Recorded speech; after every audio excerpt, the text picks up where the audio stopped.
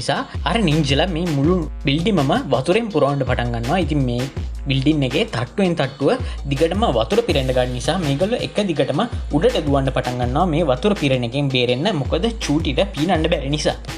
ඊට පස්සේ මේගොල්ලෝ උඩම තට්ටුවට ගිහිල්ලා ඒගොල්ලෝ ආපු විදිහටම අර ලනුව දිගේ එහා පැත්තේ බිල්ඩින් එකට මාරු වෙනවා. ඉතින් එතකොට අර වතුර ප්‍රමාණය දරා ගන්න බැරුව අර මුළු විශාල බිල්ඩින් එකම කඩාගෙන බිමට සමතලා වෙලා යන ආකාරය මේගොල්ලෝ දකිනවා.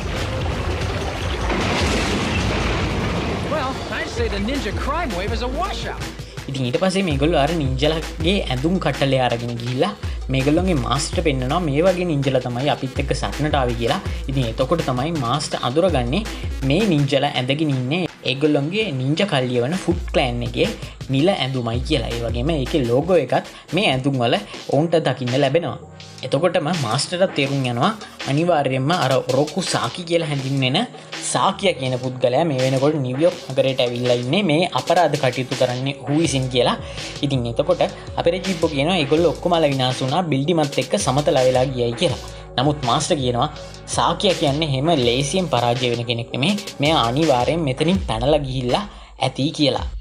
ඊට පස්සේ මේගොල්ලෝ තීරණය කරනවා කණ්ඩායමක් විදිහට මේ සාක්‍යයට විරුද්ධව සටන් කරලා මේ ඔවුන්ගේ මාස්ටර්ව නැවත මිනිසෙක් බවට පත් කිරීම සඳහා වගේම මේ අපරාධවලට විරුද්ධව සටන් කරන්න.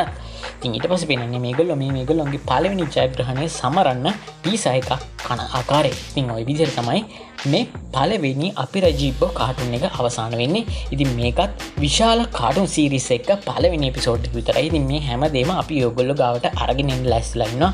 ඉතින් මේ වීඩියෝ එක හොඳයි කියලා හිතනවා නම් දැම්මම ලයික් කරලා ෂෙයා කරලා වගේම කමෙන්ට් එකක් දාලා අපිට ඔයගොල්ලෝගේ අදහස කියන්න. ඒ වගේම ඔයගොල්ලෝගේ යාළුවන්ටත් මේකේ ලින්ක් එක යවලා ඒගොල්ලන්ටත් මේක නැරඹීමට අවස්ථාවක් ලබා දෙන්න අමතක කරන්න එපා. ඒ වගේම අපේ giveaway එක මේ විදිහට ළඟ එනවා. ඒක නිසා එකටත් ලෑස්තිලා ඉන්නයි කියලා අපි ඔයගොල්ලන්ට ආරාධනා කරනවා.